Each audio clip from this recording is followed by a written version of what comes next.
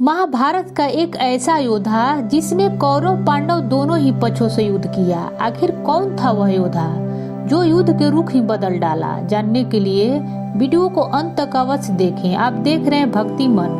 तो चलिए करते हैं ज्ञान की बातें। वीडियो में आगे बढ़ने से पहले हमारे चैनल को सब्सक्राइब अवश्य करें और बेल आइकन जरूर दबाएं। धृतराष्ट्र के सेवा और काम करने के लिए एक वणिक वर्ग की दासी रखी गई थी। धृतराष्ट्र की उस दासी से एक पुत्र हुआ जिसका नाम युसुक रखा गया। राजकुमार जैसा समान शिक्षा और अधिकार मिला था क्योंकि वे धृतराष्ट्र के पुत्र थे। युसुक कौरव ओर से युद्ध लड़ने कुरुक्षेत्र गए थे। वे कौरवों के भाई थे, लेकिन उन्होंने चीरहरण के समय कौरवों का विरोध कर पांडवों का साथ दिया था।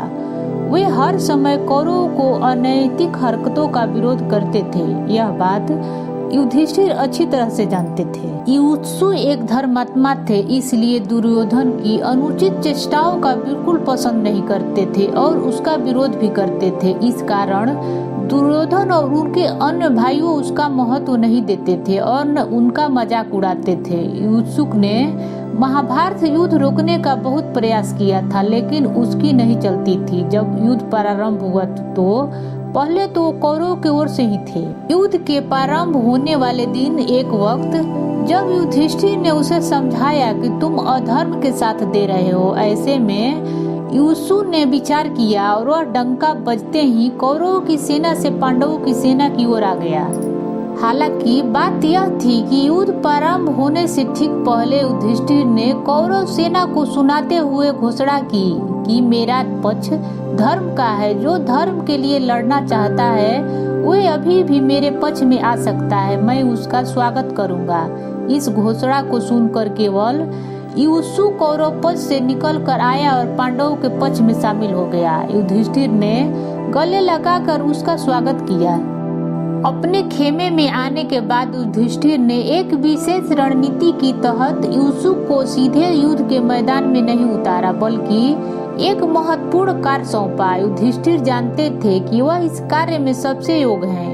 युधिष्ठिर ने उसकी योग्यता को देखते हुए योद्धाओं के लिए हथियार और रसद की आपूर्ति व्यवस्था का प्रबंध देखने के लिए नियुक्त किया।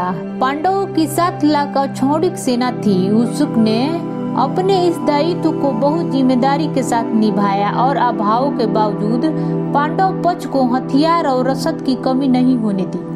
युद्ध में बच गए 18 योद्धाओं में युसुक भी एक थे। युद्ध के बाद महाराज युधिष्ठिर ने उन्हें अपना मंत्री बनाया था। जब युधिष्ठिर सशरीर स्वर्ग जाने लगे तब उन्होंने परीक्षित को राजा और युसुक को उनका संरक्षक बना दिया था।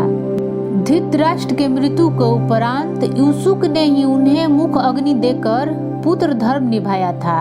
यह माना जाता है कि उत्तर प्रदेश के पश्चिम और राजस्थान के पूर्वी भागों में रहने वाले जट जाति के लोग उन्हीं महात्मा युसुक के वंशज थे। कैसा लगा कमेंट बॉक्स में बताएं और पसंद आए तो लाइक करें। मेरे चैनल को सब्सक्राइब करना न भूलें। धन्यवाद।